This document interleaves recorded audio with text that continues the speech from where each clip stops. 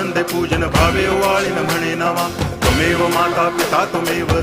बंधुश्च सखा त्वमेव विद्या तरुणं त्वमेव सर्वं मम देव कायेन वाचा मनसेन्द्रियैर्वा बुद्ध्यात्मना वा प्रकृति स्वभावात् करोमि यद्यत् सकलं परस्मै नारायणायति समर्पयामि अच्युतं केशवं रामनारायणं कृष्णदामोदरं वासुदेवं हरि गिरिधरं माधवं गोपिकावल्लभं जानकीनायकं रामचन्द्रं भजे हरे राम